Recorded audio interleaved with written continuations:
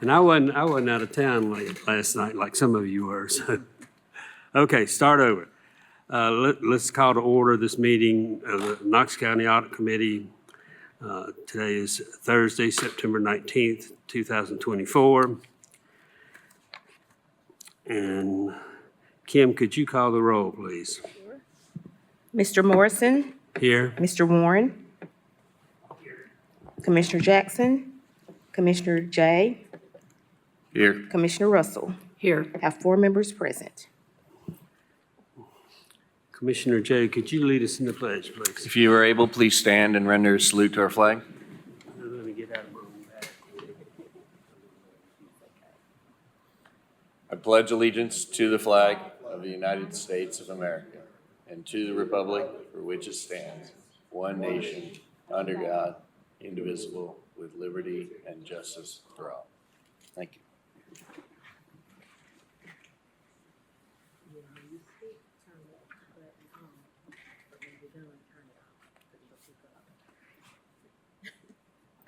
I've already forgotten what you said.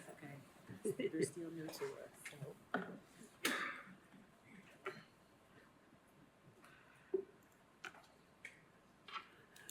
Okay, I guess you all got the minutes of the last meeting, and can,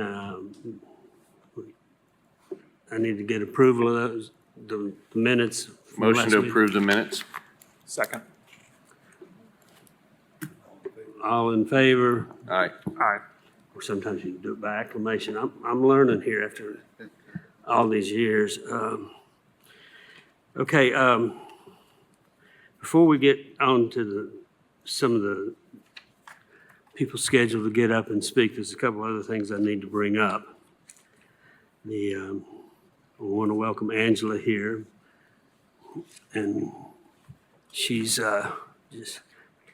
she's still got that early new commissioner dizziness going on, so, but welcome aboard. Thank you. And I can't, Shane's not here, so I can't welcome him aboard yet, so, okay.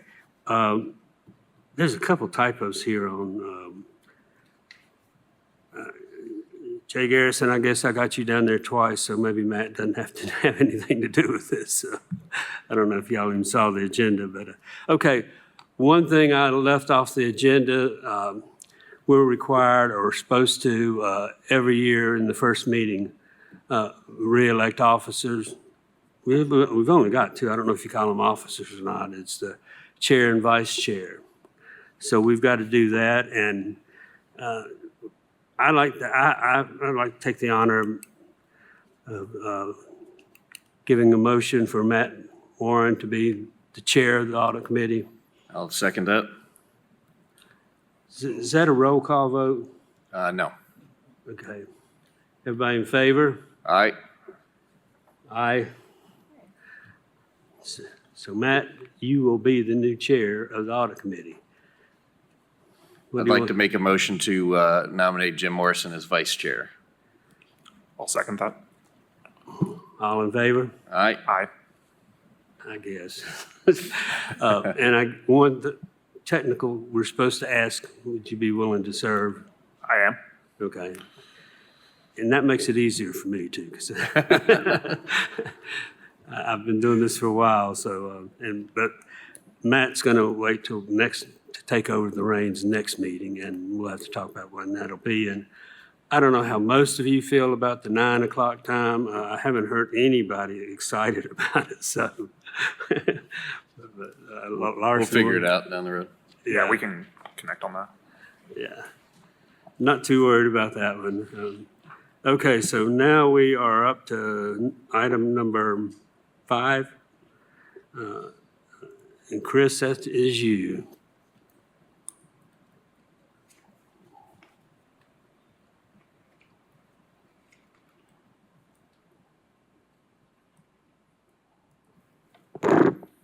Good morning.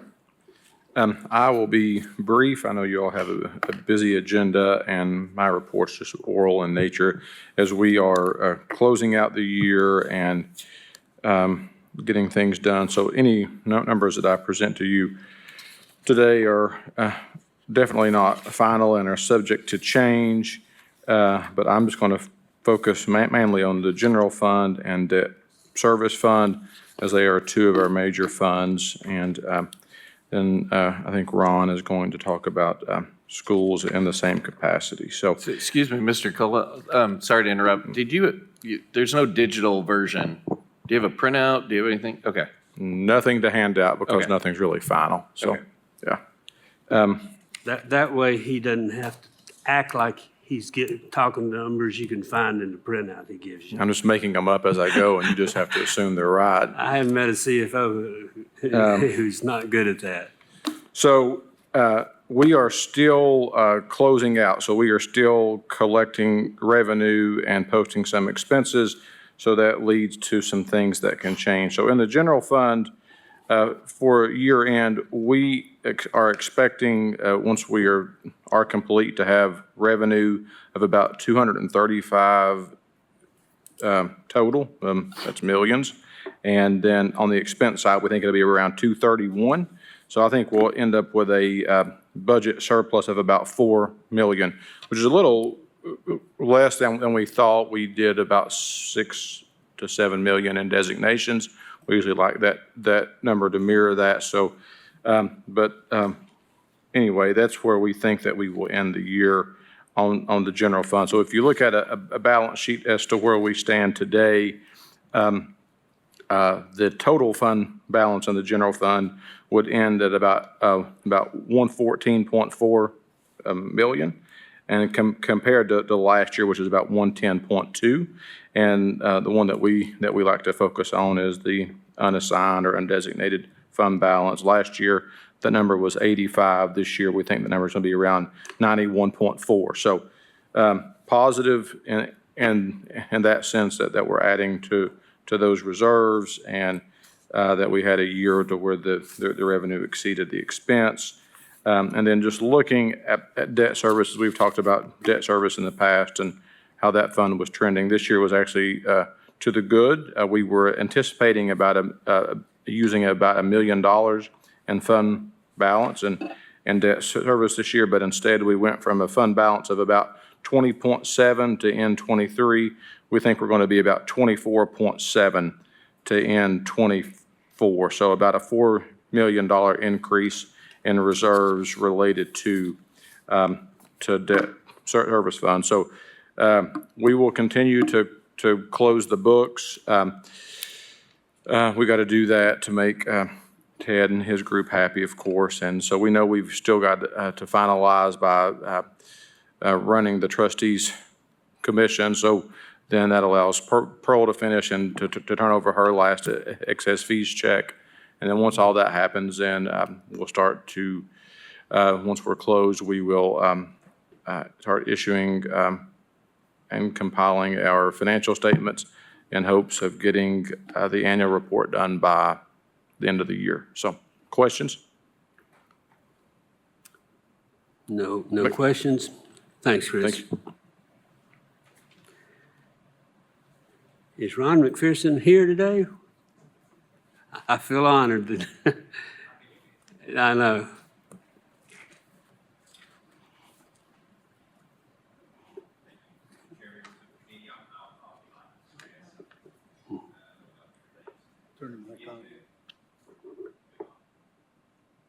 Is that better?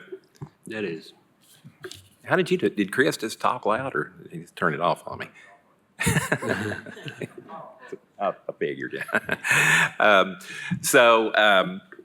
Just wanted to provide, as Chris said, a brief update on the general purpose budget, where we think we're going to land in FY24. Is I'll underscore what Chris said. Obviously, these are preliminary numbers until the audit's completed. Wouldn't expect these to significantly vary one way or another. But I would like to, I'm going to touch on revenue and expenditure. So overall revenues, we think we're going to land at about 3% surplus. That's actual over budget. Actually, we ran about 6 to 7% surplus in sales tax. That's positive, but keep in mind the previous 2 years before that, we were running like 14 and 15%. So Chris and I, every time we come to these things, we say, growth is still happening, but but growth is slowing. And so that's what we saw this year. Still positive, but not to the tune of what's happened the last couple of years. On the expenditure side, we look like we're going to have a budgetary savings of about 3%. So we're going in the right direction on both sides, which, again, that bolsters our reserve. And so we still have healthy, we think we're going to end up with a healthy reserve. It's looking at probably about 16% of the current budget. The state, of course, requires at a bare minimum 3%, so we're well over that mark. GFOA recommends school districts have typically 10% or greater, so we're good there. But I would underscore this, because I like to keep things in perspective, that even with 16%, that equates to just a little over 2 months of payroll. So I would say we're in a solid position, but that doesn't mean we're wealthy. I guess I would say it that way. So because payroll, our payroll with 8,000 employees goes up in the general purpose budget alone is probably about $48 million a month, salaries and benefit costs. So anyway, we feel we're in a solid position, and as we're into this current school year. But anyway, that's all I have, unless there's any questions.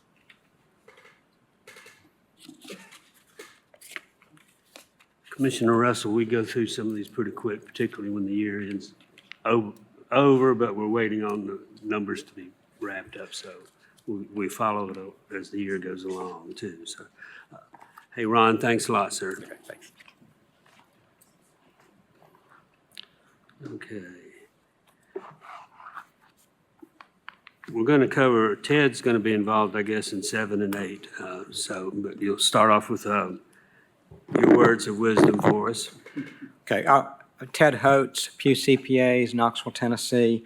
I'll go ahead and give a brief update of where we are from an audit perspective, and also, just for the sake of new members, also what we cover in our audit services.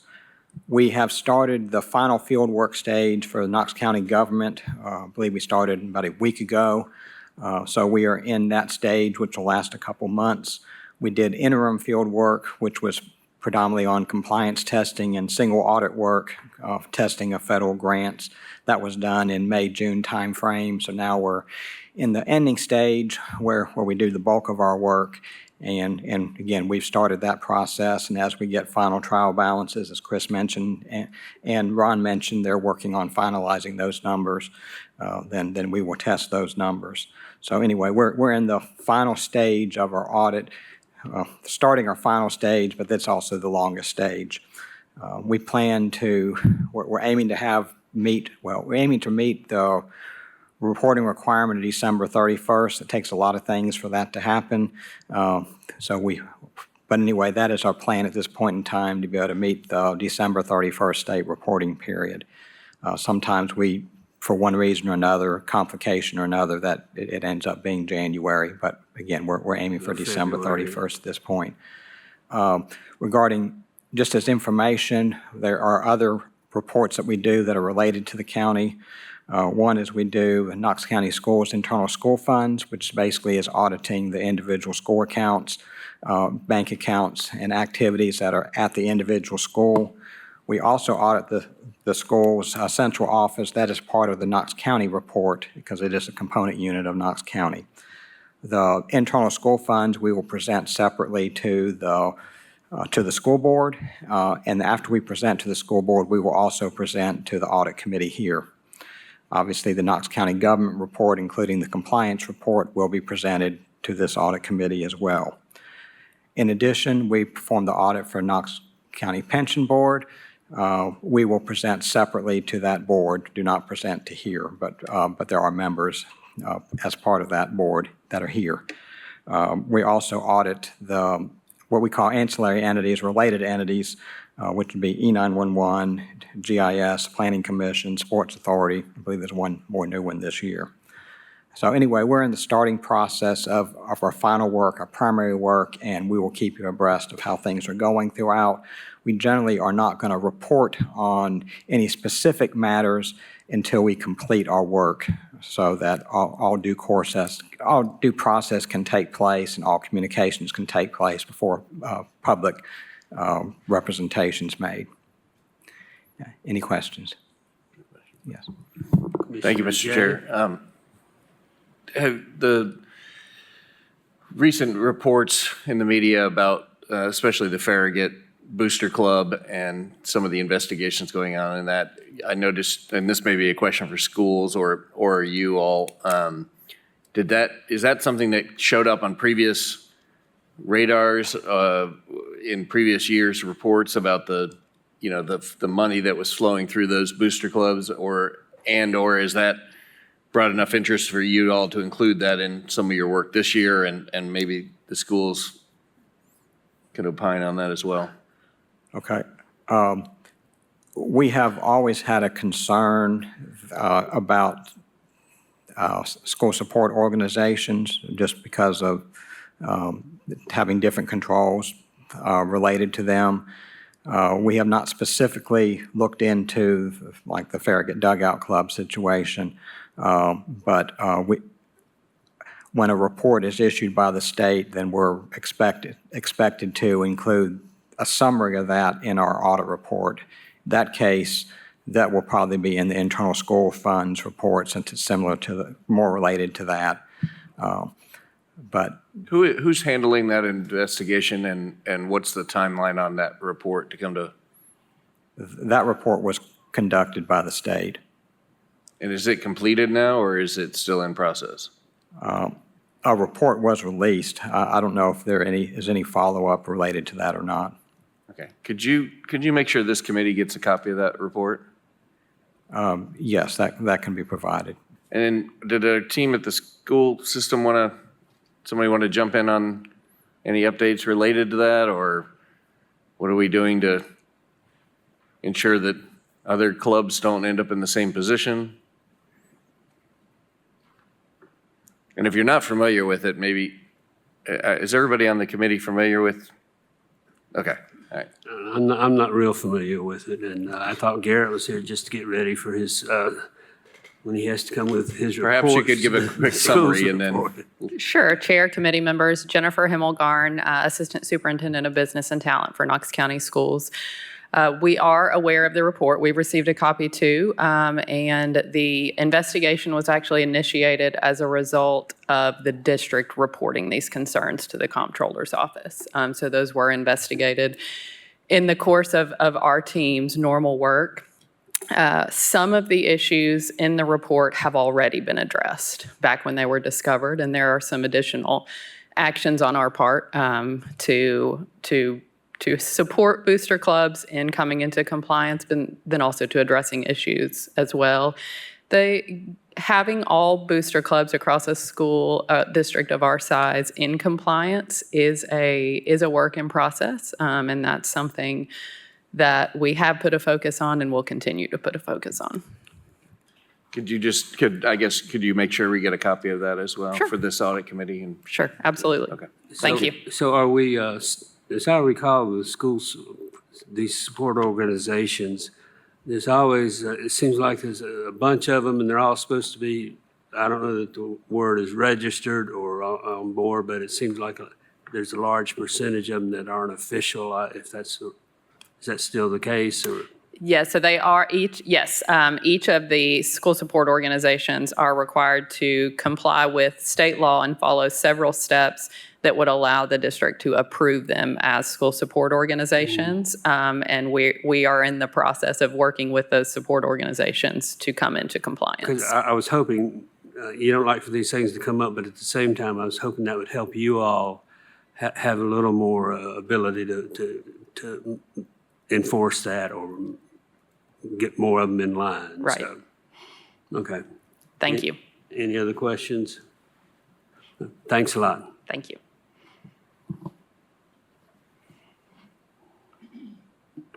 I'm not sure if there are any other questions for me either at this point. Who's, we're getting ready to talk about extending your contract. Okay. But I'd like for somebody, and this is the one where I think somehow Jay got his name put down twice, and I don't know if that's supposed to have Matt's name on there instead, but I'll take the hit on that one. And for Commissioner Russell's information, I'll give a brief, as I recall, story about it. But then we'll talk about, with you and Chris, I guess, a little bit about our intent to extend. But years ago, I think the original language in, I think maybe it's in the accounts receivables part of the, I don't know, is it it's not the code of it's in our, it's not an ordinance, but anyway, it came out that, pardon?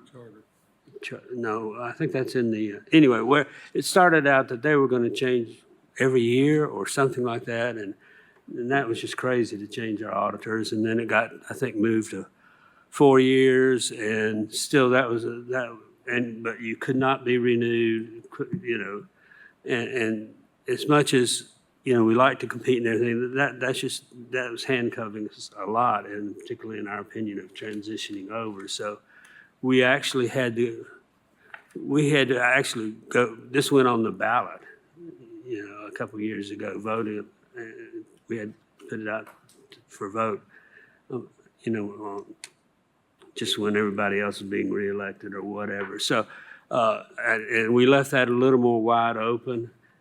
But in doing that, we said we still want the right to change. So we, every year, we can terminate them, or really, I guess the positive way to look at it is we can extend it. But we have to take that positive action, Matt, if I'm saying this correctly. And so if we're gonna, and that's what we're getting ready to talk about now, if we're going to want to rebid, he needs a lot of time, procurement needs a lot of time. If we're gonna vote to just renew another year, they've got some work to put it together, but that'll be a few months down the road before we actually have to come and approve, you know, the actual extension. I don't know if that makes any sense or not. So that's kind of where we are on this. So who is, Matt, could you talk to this just a little bit, or I should make Jay do it. His name's on here twice. So. I'm Matt Myers, Director of Procurement. Chairman Morrison is correct. I believe, I don't remember if it was referendum or charter change, but the voters approved, giving the Audit Committee the authority to hire external auditor. It was getting very tedious over the years to be changing all the time. But now, once a year, I need direction as to, are we extending Pugh's contract, or are we going out and do a request for qualifications? It's a very comprehensive, solicitation, as you would imagine, with all the different accounts that need to be, looked at, all the different departments. So it's, I just need time to do that. You need time to vet the proposals, need time to negotiate, things like that. That's why we, try to come around the September, just to give us direction. And, we're just waiting. You'll make the decision today. I think commission approves that. Right. That commission will approve that either next month or, month after. In most cases, while we say we're making a decision, we're really passing our opinion along to commission. And I don't know if it ever makes you a real vote, or if it's on, one of those things where they just approve the whole things all together. I don't follow it through that much, but that's where county commission, comes to play in that. So, and I had one other thought I was going to mention on that.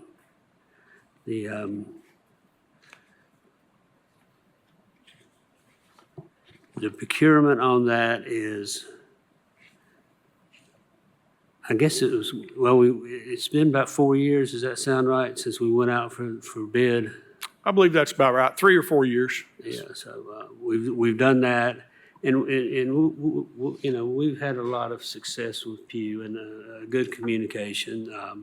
One thing I found out way back then is I called a lot of the audit committees, a lot of the counties, and particularly within the state, and most of them were, we hadn't thought about that.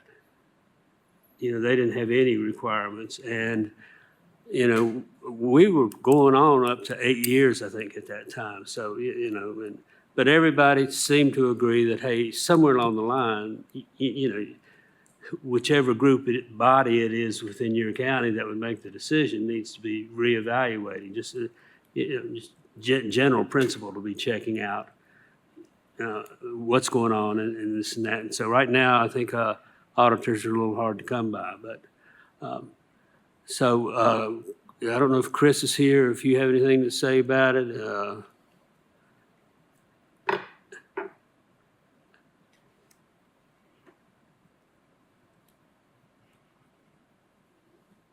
I would say that, you know, our working relationship with Pew is really well and really good. We have a lot of communication, whether it's issues that that we may never talk about here, or issues that you may see in the media.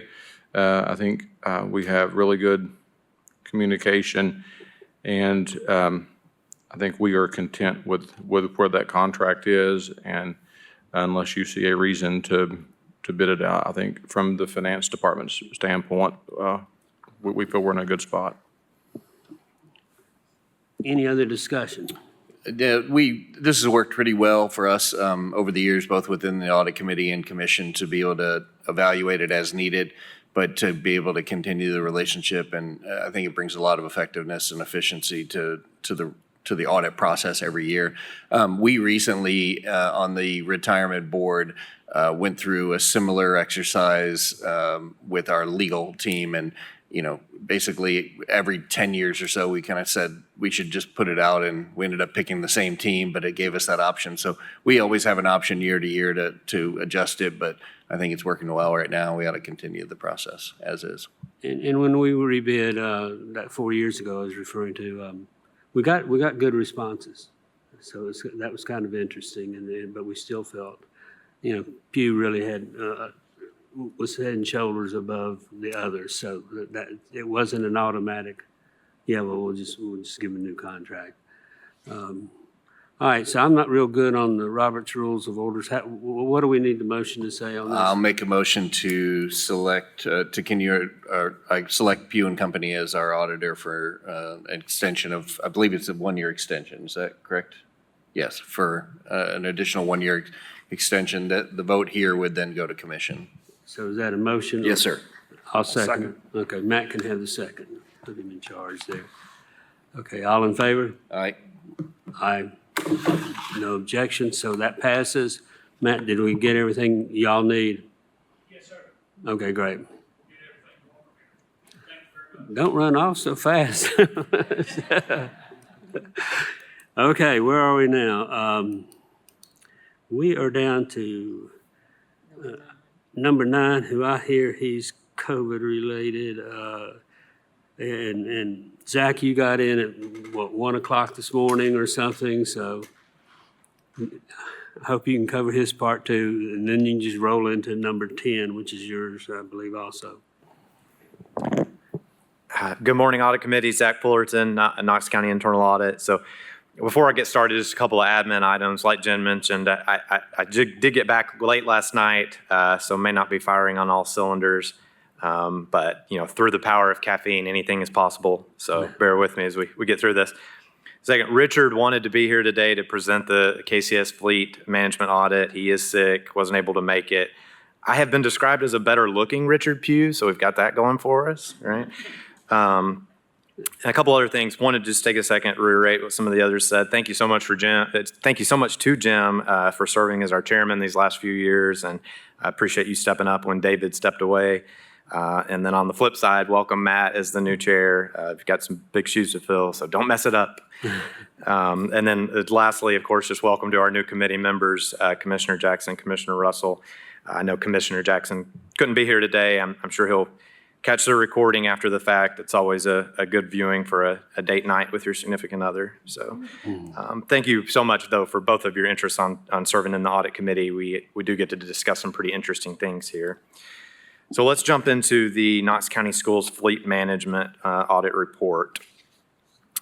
So if you'll sort of follow along with me, starting on the executive summary page, our objective here in the audit was to determine if program participants, including drivers and those charged with oversight of vehicles and drivers, were adhering to the KCS fleet management and vehicle operation guidelines and relevant Board of Education policies and KCS administrative procedures. The scope of the audit, we looked at vehicles and program participants from May 1st, 2023 to May 1st, 2024, which was shortly before we started the audit. Ultimately, we had 5 findings, one that met our definition of significance. We made 5 recommendations related to those findings, and Knox County Schools Executive Management concurred with the findings and the recommendations. So let's turn to page 1. Page 1 is just a little bit of background information about KCS and its fleet. I think the most important part there is the chart at the bottom, where you can see sort of the spread of the vehicles. Obviously, the bulk with maintenance workers, usually people who have to do a fair amount of travel between the schools to conduct repairs at various schools, and then also 31 with security for security members that have to respond to incidents. And then just a reminder, so the entire Knox County fleet is really more than 1,500 vehicles. We decided at the forefront that we were going to sort of split this out. General County, schools, and Knox County Sheriff's Office. Each division sort of has its own governance structure, so that's why we're sort of where we're at right now. And which one have we already done of those? We 3? did general county government first, yes, sir. Okay. After you go through this, we can maybe compare what recommendations you had for them versus Okay. this one. Now, if we turn to the next page, so this is just a sort of a shared responsibility matrix, covers the responsibilities of the major parties. Obviously, nothing can be accomplished by one individual, right? So it is very much a group effort. We've got the KCS property manager, Olivia Ritter. She sort of has primary authority over the tracking of the vehicles, keeping our database maintained, making sure the vehicles are tagged and logged. Then we have the KCS maintenance garage. They handle all of the maintenance activities on district-owned vehicles, leased vehicles. And then we have the KCS risk and safety manager, who has jurisdiction over the vehicle safety, driver education, accident prevention parts of the program. And then, of course, lastly, the drivers themselves also have a role here. They have to be insurable, have at least 2 years of prior driving experience, and then respond to maintenance requests from the service garage. If you go to that next page, again, just really quick, an overview of the IT systems. I always like to mention this. So first, we have Asset Panda, which is sort of the primary system of record, tracks all of the fleet inventory for us, maintains the registration and title information. Then you have School Dude, which is the work order system used by the maintenance garage to create work orders, and it has the historical data for past services. And then lastly, GeoTab, which is comparable to Samsara on the county side, allows us to monitor the location of all the KCS vehicles via GPS. So I do want to say that on that, all KCS vehicles are GPS equipped, which is obviously a huge control, promotes a lot of accountability. So really happy to see that. I'm going to jump ahead a little bit. I want to fast forward a bit to the findings, but just really quick, on page 4 and 5, we sort of went over what we tested specifically. And we sort of thought about this, very similar to the general county in terms of, one, driver safety and eligibility. Is KCS promoting safe driving practices through education, training, ensuring that their fleet drivers are eligible, what have you. And then 2, drive home vehicles. Some KCS drivers are allowed to drive their vehicle home. Are they following all of the policy requirements to be able to do that? Third category was accident response. So do we have adequate documentation in the event an accident occurs? Do we have adequate documentation, and were the proper procedures followed? And then lastly, vehicle maintenance, right? Are we maintaining a healthy fleet via routine inspections? So let's get to the findings. 5 findings. First one's on page 5. We consider this to be a significant issue. It relates to sort of inadequate administrative procedures designed to implement Board of Education E-124. So the way this works is the Board of Education passes policies, right? And then KCS administration puts forth sort of administrative procedures to implement said policies. So this Board of Education policy, E-124, it requires KCS to develop a prevention and safety education program for personnel And it includes things like accident prevention procedures, accident record keeping, driver education, vehicle safety. So how do you actually make that happen, right? Well, schools, their main procedural document to implement this is the school's fleet management and vehicle operations guidelines. It sort of sets out responsibilities for the various parties. But they don't really establish concrete, accident prevention procedures or education or safety elements. Really, at best, currently, the guidelines sort of offer some best practices, right? Don't text and drive, don't speed, that kind of thing. Not a lot of meat there about the specifics.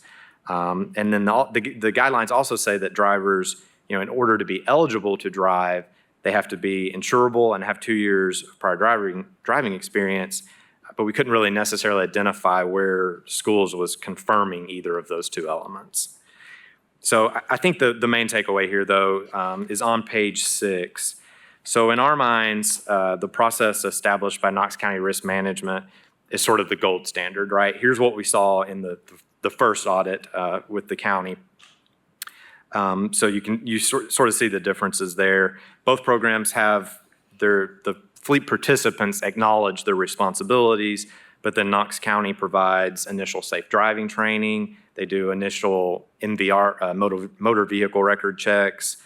They've sort of established a point system where drivers get put into different risk categories based on their driving history, and then maybe get targeted training if they're in a higher risk category.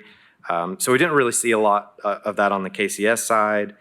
And I know KCS probably feels like they got the short end of the stick because they had to go second behind General County. But anyway, so ultimately we found that KCS just hadn't established sufficient administrative procedures to implement the policy. We recommended that they either implement a comprehensive driver and vehicle safety program or let risk management handle it. KCS agreed. I think they've already got some training selected and maybe already out to the driver, so they're making good progress to fix it. Jumped on it pretty quickly. What's the issue with the proof of insurance? Is that just a... Well, it says in the guidelines that the drivers have to be insurable. So in my mind, obtaining proof of insurance is how you do that. That's how Knox County does it. Mm-hmm. They ask for our insurance card. There may be another way to do it that I haven't thought of, but that's why we included that on there, just to show how do you actually say the driver is insurable. This is more the drivers. Right, yeah. Okay. Well, just be careful. My granddaughter's going to start driver's training here in a few weeks. So you may want your coverage up. But okay. So, okay, let's turn to the second issue, second finding, which is on page 7. So that relates to the failure to apply a taxable benefit to certain drive-home drivers prior to 2024. So this relates to another Board of Education policy, E-180.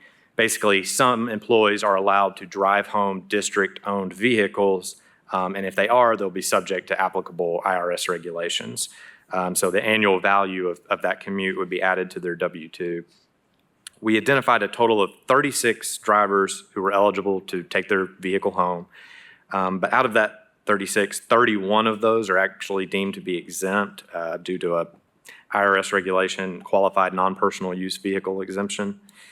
So of the remaining 5, we obviously requested payroll records to make sure that taxable benefit was being applied appropriately. It is being applied currently, but we noticed that it had not been applied prior to calendar year 2024.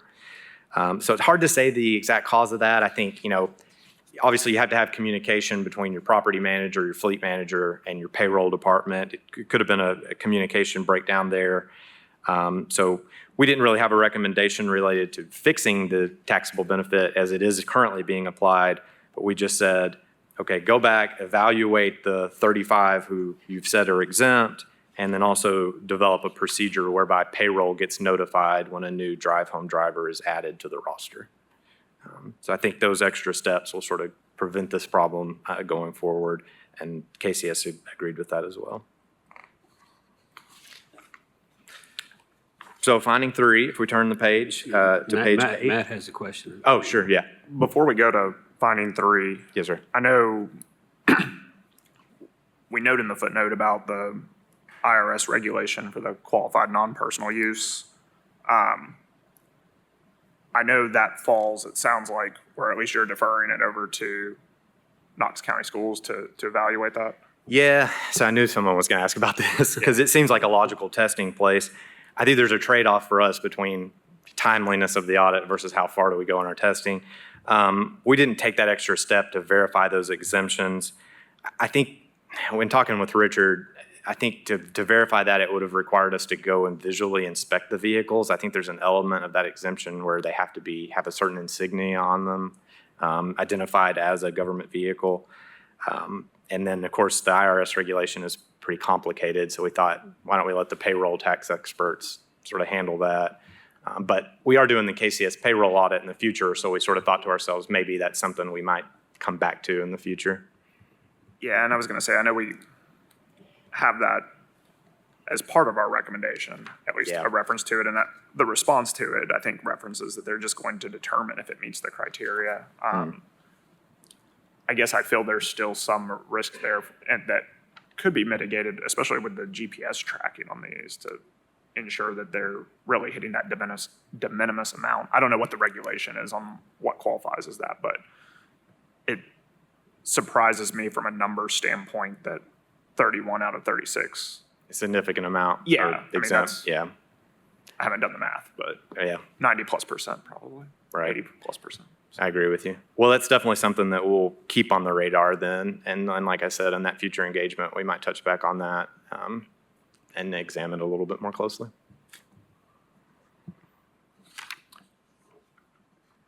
So on our third finding on page 8, so this relates to a lack of adherence to the drive home policy odometer tracking.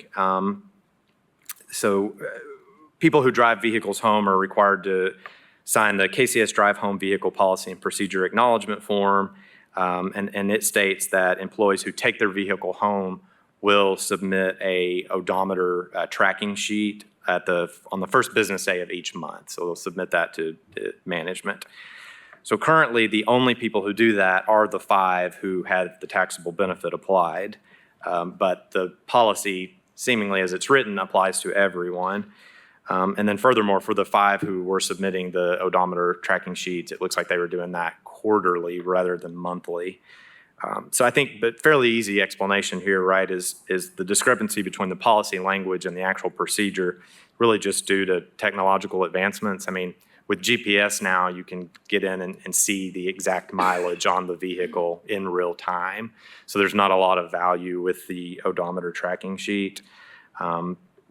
So we just recommended, hey, either follow the policy, ask everyone to submit that, or revise the policy and sort of take that out. I think that's the path they're going to go down, so no problem with that.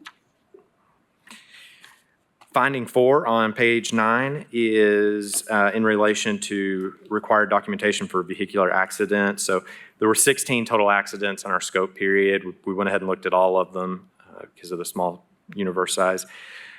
Basically, when an accident occurs, drivers are required to complete several steps according to an accident scene checklist. So they have to notify their supervisor, they have to notify the property manager, they're required to notify a Knox County Sheriff's Officer to come out and investigate.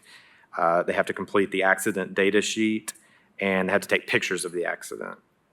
So for the files that were held by risk management, we saw pretty good compliance there. There were 10 that risk management had been notified about. And I should have mentioned, that's another step, is to notify Knox County Risk Management. So for the ones that risk management had pretty good compliance there, there were 6 additional accidents that KCS was knowledgeable of that were not reported to risk management.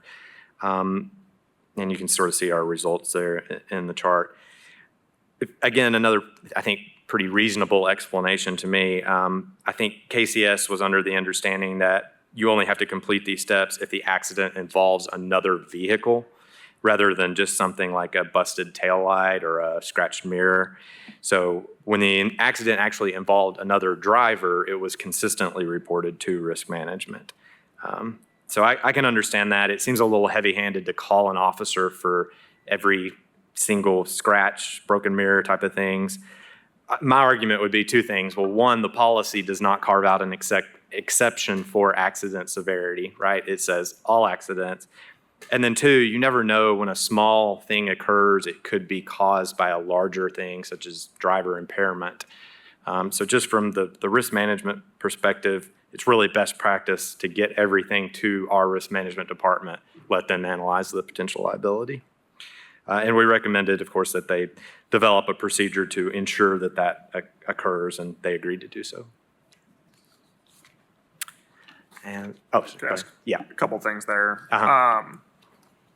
Not trying to pick on words, but we noted that those 6 that did not get reported generally include smaller issues.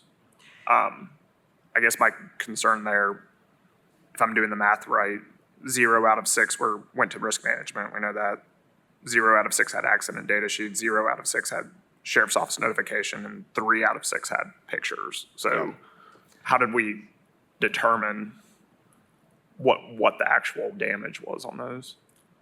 I might have to let Jennifer speak to that.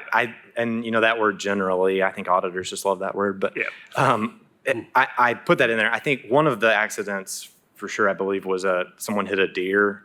So to me, that's a little bit more significant, but it still didn't involve another driver, so they didn't see the need to do the steps. I think everything else, honestly, was scratches, busted taillight, maybe backed into a pole, fender bender type situation.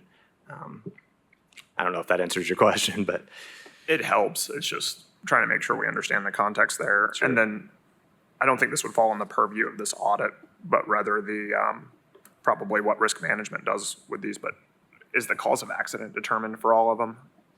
I don't know that about for the schools accidents. I know for general county government, it does. It'll actually go to a accident review committee, if I recall correctly from the last audit, for their review to determine who was at fault. I'm not sure about schools.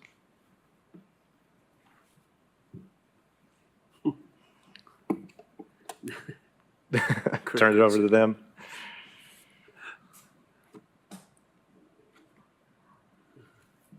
As he's coming up, I just want to make sure there's no pervasive issue. And Richard probably knows that, so I apologize. You think about like cell phones these days. Is there anything that we need to be doing to mitigate risk from that standpoint? Good morning, Chair, County Commissioners. Garfield Adams, Knox County Schools, Assistant Superintendent of Operations. So basically, we do have those reports, and it does detail the actual damage to the vehicles. As far as the cause of accidents, I can certainly pull that information for you. I know that is in the initial accident, yes, unless it is something like you back into something, shrubs or whatnot that causes scratches. So, but if it is significant, we should have that information. Yeah, and I don't feel like I need to see it. I just want to make sure there's a process in place to assess that from the standpoint of, you think about the 10 that went through risk management. Again, if there's any pervasive issues from, it's a bit hyperbole and speculative, but if all 10 were driver on their cell phone, then I think we would need to think whether that's something we need to have a little more tracking mechanism of or something to that extent, so. Certainly, and we do track the individuals who drive the vehicles, and so if we see a pattern, we certainly investigate that as well. Yeah, that's helpful. Thank you. Thank you, sir.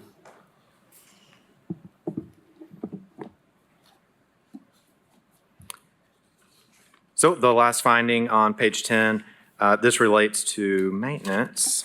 Let's see here, back to my notes. Just a sort of a lack of documented policies and procedures for preventative maintenance. So this one's a little bit more complicated. What we sort of expected going into this test was to see a maintenance schedule. So if you recall, that's what we have with the Fleet Service Center in general county government.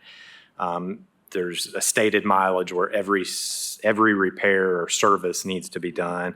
We don't really have that on the school side. What they have is a stated protocol that every 4,000 miles, they're going to do an oil change and a full vehicle inspection. So that's sort of what we had to test against. That's their stated criteria. Now, we added a 1,000-mile buffer there to that. We did that on the general county government as well, just for scheduling conflicts, a lack of maintenance workers, that kind of thing. So you can sort of see the chart there on the oil changes. 42 comparable instances, 29 of them occurred between 0 to 5,000, 7 from 5,000 to 7,500, 6 from 7,500 to 10,000. I should note the oil that they use is all synthetic, so it's rated for up to 10,000 miles. So in my mind, not a huge issue, but again, that's just sort of compared against what their stated goal is. We also looked at how often oil changes are occurring, because obviously if you have a vehicle that's not used very regularly and it goes for a year or more, it probably needs an oil change even though it's not being driven. So we did see that an average elapsed time of 204 days. The longest was a 512-day interval between oil changes, and there was 3 that didn't receive an oil change in over a year. And then we also, of course, wanted to look at the long interval inspections, sort of in brake inspections, transmission services, engine performance, that kind of thing. We unfortunately really weren't able to test that. The KCS Director of Maintenance stated that these occur during the oil change every 4,000 miles or when it occurs. Well, there was no specific documentation of that in School Dude, so we didn't really have any documentary evidence to go on. So it's sort of hard to definitively say that inspection is occurring as it should. So I think in general, when you just step back, you just sort of see a lack of documented policies and procedures related to the maintenance function. And that sort of gives us the risk of, some operational inefficiencies. When you think about procedural consistency from mechanic to mechanic, from vehicle to vehicle, succession planning, just generally fostering an environment of preventative maintenance rather than reactionary. So we did recommend that KCS develop a standardized policy and procedure manual for preventative maintenance. They agreed. They're currently working to develop it now. That was the last finding. We had one opportunity for improvement I'll mention just really quick.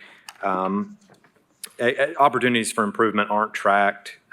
We don't make recommendations on those, but we did notice during the audit that some vehicles had fairly low utilization. We didn't investigate the business purpose for all of them, but as an example, one that had low utilization was a snowplow. Okay, well, that's only going to be used somewhat sparingly, so that makes sense. But we just suggested that the property manager sort of go back in, look at those, take out anything that could be taken out of the fleet. A decrease in the overall fleet size, in our opinion, could lead to overall lower liability. So take a look at those and just sort of judge any new vehicle purchases against what's the business use case here. And then just some boilerplate that we always include in the audit reports at the end there. So happy to answer any other questions. Yes, sir. Thank you, Mr. Chairman. I noticed on the very last page of the last 2 pages of the report, the school system is, last 3 pages has gone through, identified, agreed, or made a statement as to, what it is they're doing to remedy this situation. At what point do you go back and, check the homework? Is it 6 months? Is it a year from now? It's 12 Obviously, you want to months. give an department enough time to make corrections and move forward, but how do we follow up? I think standard practice in auditing is a year, give them 12 months to implement. Some of the things are easier than others. I think they've already made some corrections, so we could potentially close those. But we do give them a year. We follow up, go back in, try to determine what actions were taken, see evidence of those actions, and then we'll close it administratively in our office. Anything from the school system that you want to add to the response, or what's next?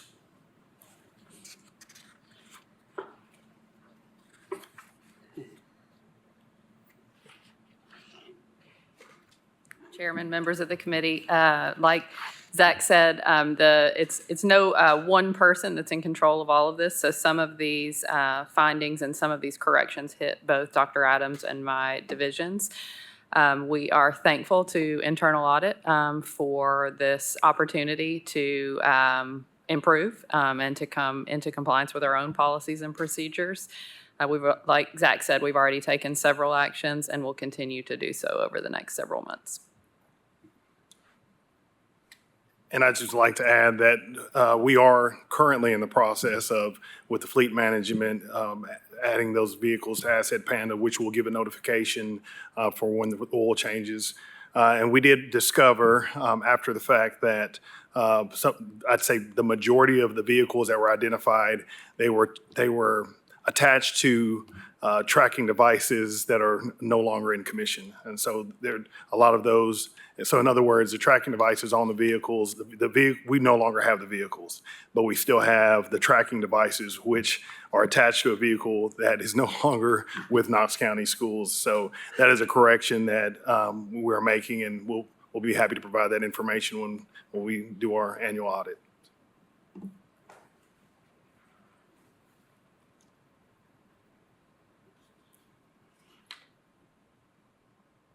Anything else here? Thank you all very much. Thank you. Thank you. And what's next on your list, Zach? Well, I've got 2 minutes to go. I got 1 minute to go over this update. I'll try to be quick. I love that response, though. I want to thank Internal Audit for the opportunity to improve. That's a very legal lawyer answer.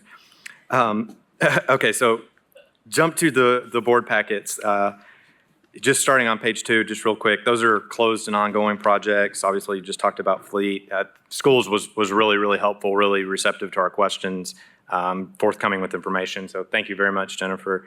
Thank you, Dr. Adams. It was a good engagement. We're sort of working through the PBA space utilization audit. Lori's running that. It's in-field work. The property assessor attestation, looking at the outgoing assessor's office, tracking if KCIT inventory returned, looking at the last few months' expenses on the procurement card for reasonableness, that kind of thing. That's near the end, so expect to hear more about that soon. Just launched the petty cash audit, sent out the engagement letter last week, I think, so that's ongoing. On page 3, just real quick staff news, just wanted to welcome Philip Vincent, our newest member. He started on August 26th. Philip was actually employed by the Orange County Public School System as an internal auditor in Florida. So it's rare to get an internal auditor to come work for us, but we love it. He's certified internal auditor, certified fraud examiner, and he'll be a lead auditor for us. Richard's going to transition fully into that audit manager position, and then actually made a contingent offer last week for our last open staff auditor position. So that's really exciting. I started with audit in 2017. I don't think we've ever been fully staffed since then. So if we get this person, fingers crossed, we will be fully staffed. Wanted to mention this. We got a management request from Jenny Holden in Knox County Grants and Community Development. They had created a policy and procedure manual. They asked us to just take a look at it. We love this when a business partner reaches out and asks to use our services. It's really great. So I reviewed that. It's a 500-page document. She only asked us to review the first 40 or so pages, so that was nice. But I just wanted to mention that because that's coming in front of commission soon. You'll see it, and just know that we've taken a look at it from our internal control mindset, evaluated it, made a few suggestions. No management actions, or we didn't involve ourselves in the design or implementation of the controls, just offered some feedback. Just other stuff, we're still working through those CCFO classes. Everyone's up to date on their CPEs, got the confidential independence certifications are signed, and we've got one more audit committee meeting on December 12th at 9 a.m., but we can adjust. That's open for discussion in a minute. So. Yeah. FY25 audit plan, no changes there. We just included it as a standing item for the new committee members.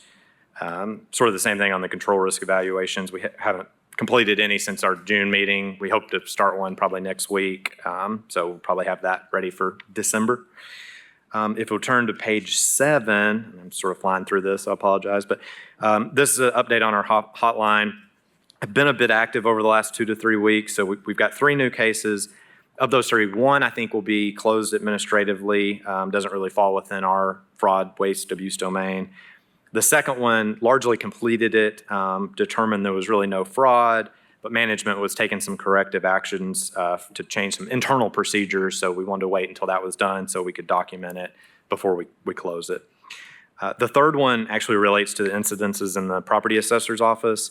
That one's a little bit more complex, but I did want to say that we've notified the comptroller and they are currently assessing to determine whether they will be assuming the investigation. So as soon as we hear more information from them, I will communicate it to all of you.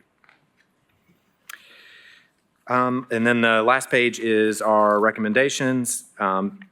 Jim had asked me last time to throw a little color on there when we changed something, which is why the orange, which printed off, you can barely even tell. But we added the new recommendations, obviously, from this fleet audit to our list there.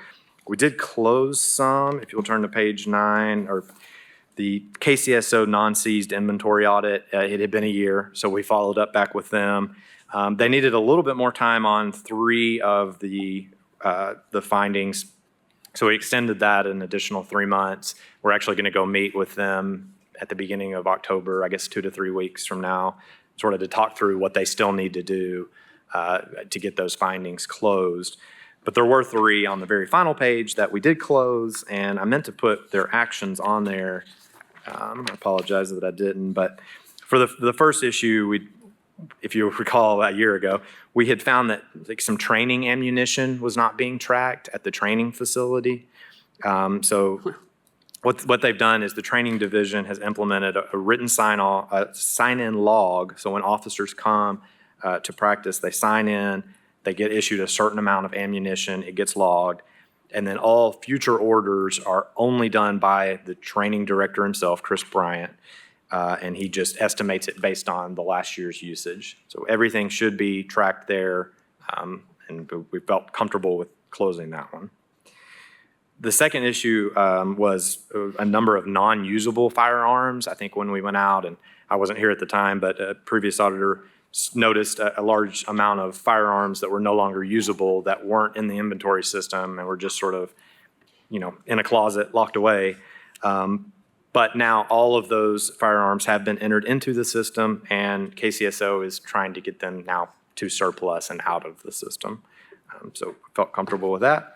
And then the third issue was the vests. We found some ballistic vests that weren't being appropriately tracked, but now all of the vests, it appears, have been added to the inventory system. Seen the vests in the inventory system, and there were some that we also found that were expired or expiring, damaged, basically. Those have been surplused, and the documentation of the disposal was documented. So other than that, I know I ran through that, but I can answer any questions that you guys have. I don't have any. So where are we on our? Okay, so we're on the dates, and I've mentioned a couple of times talking about it. We're required to have 4 audits a year, or audit committee meetings, and I think this is the 4th one. We used to try to have more of them towards the end of the year, but we found out it was getting difficult for them to have things in December, some of the year-end audits, to fully present them or have everything finalized that they'd be willing to put in the public report. So now we do some of those more in January and February. I don't know that we need one between now and December, and I just had December in there as kind of a placeholder in case we needed one near year end. I don't have as much. I think this would be an excellent job for the incoming chair to go figure out how everybody's schedule works and what will work well with the commissioners and the audit team and everybody, and then kind of work through a calendar for the year. Yep, and I want to solicit Commissioner Jackson's schedule as well. Pardon? Commissioner Jackson. Yeah, yeah. Well, and everybody's gonna have a little bit of difference. And at one point, we favored having them when everybody's here on Mondays for whatever meetings, and I try to get in on the front end of those. But then at some point, that became a little tricky if you'd be here at 2 o'clock, but then you didn't have to be here for the 3 o'clock or 4 o'clock, kind of thing. But so. Everybody's going to have different schedules, and I know you have some schedule issues. I'm fairly flexible. I prefer something not at 9 o'clock in the morning. Or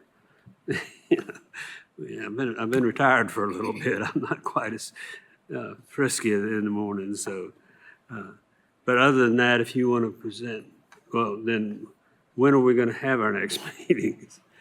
I was going to say, we don't have to have a vote on that or anything. No, do we? So, I mean, I think, we can, I think you'll pretty quickly get a pulse from everybody and try to Yeah. get some options on the table, so. yep, we'll get some time. I think if it's okay, let's leave it open-ended for a few days until he can Sure. get in touch with everyone.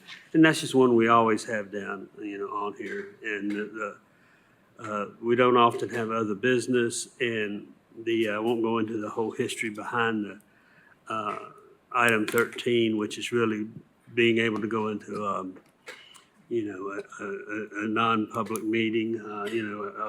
Basically, everybody in the state is subject to, I guess, sunshine law kind of meetings and stuff, but there are a lot of things that, either prohibited, you can't give out information on, like a lot of HIPAA and things like this. But I guess about 10 years ago, the state put out its directions on how everybody should have their audit committee set up. Unless you had already had yours done, and Knox County had already had theirs done, so we have a little bit of differences in them.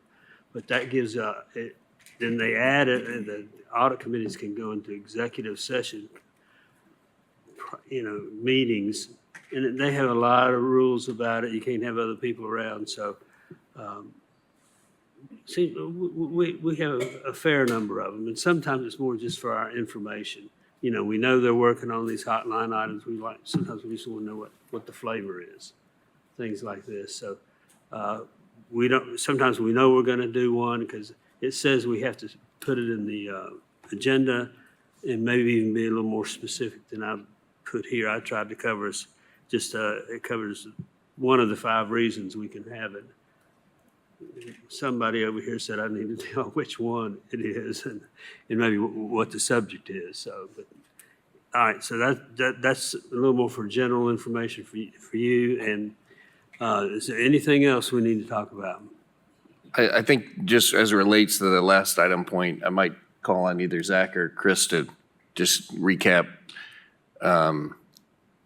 where things stand with the comptroller, because I think if it's going to proceed if property assessor's office is going to proceed under a comptroller investigation, we don't need the executive session here. I would think so. So, And on this one, I thought sometimes we're just providing information.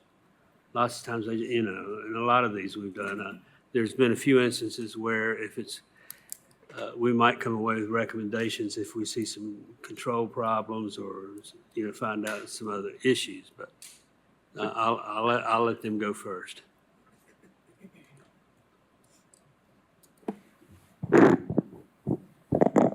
I had a conversation yesterday with a representative from the comptroller's office as Zach was out, because Zach and I have had multiple conversations with them over the last week or so. And so what was relayed to me yesterday was the comptroller's office was assessing the situation and would give us a final answer in the near future. So no final decision, but they have everything that Zach has sent them, so we'll await their decision. And I assume the near future for them is not the same thing as near future for us, probably. So I would say this, I would anticipate us getting some sort of response in October.